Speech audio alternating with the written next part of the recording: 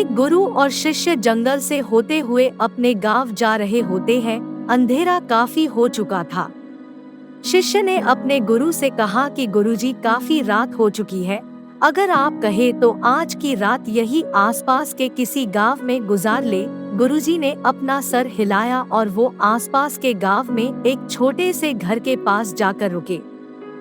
अब जैसे ही वहां गए तो गुरुजी के शिष्य ने दरवाजा ठकठकाया। उस घर से एक गरीब आदमी बाहर आया तो गुरुजी ने बोला, हम अपने गांव जा रहे थे, लेकिन काफी रात होने के वजह से हमने इसी गांव में रुकने को सोचा। क्या हम आज रात आपके यहाँ रुक सकते हैं?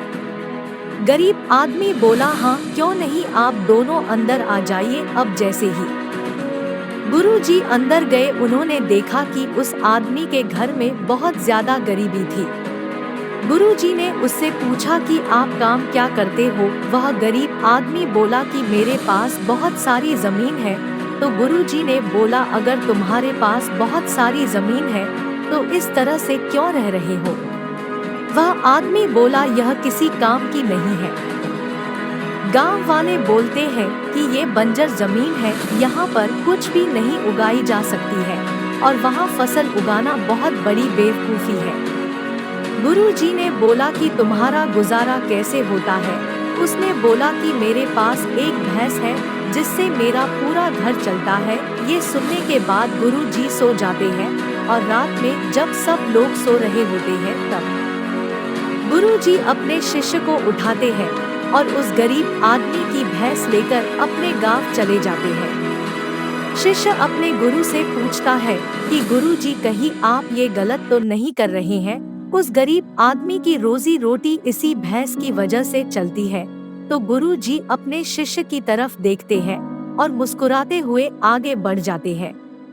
उस बात को तकरीबन 10 साल गुजर जाती है और जो गुरु का शिष्य था वह बहुत बड़ा गुरु बन चुका था। तो एक दिन उन्हें उस गरीब आदमी की याद आती है कि मेरे गुरु ने उस आदमी के साथ अच्छा नहीं किया था, मुझे एक बार चलकर देखना चाहिए कि वह आदमी अब किस परिस्थिति में है।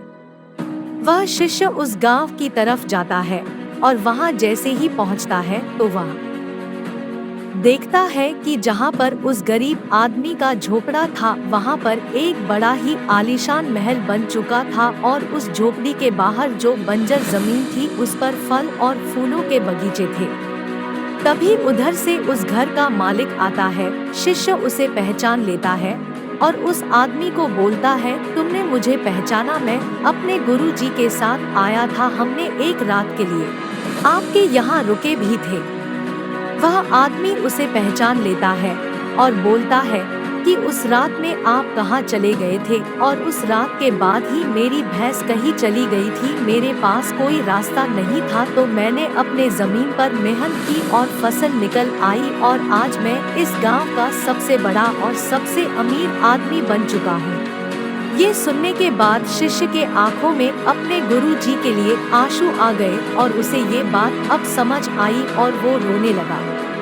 इस कहानी से हमें ये सीख मिलती है कि हमारे अंदर ऐसी बहुत सी टैलेंट छुपी हुई है, लेकिन हमें कोई ना कोई चीज रुका कर रखी है। वो आपके फैमिली वाले भी हो सकते हैं, आपको जॉब भी हो सकती है, कुछ और भी हो सकता है। देखिए, आपके पास भी तो भैंस की जैसी कोई दूसरी चीज तो नहीं है जिसने आपको आगे बढ़ने से रोक कर रखा है। धन्यवाद।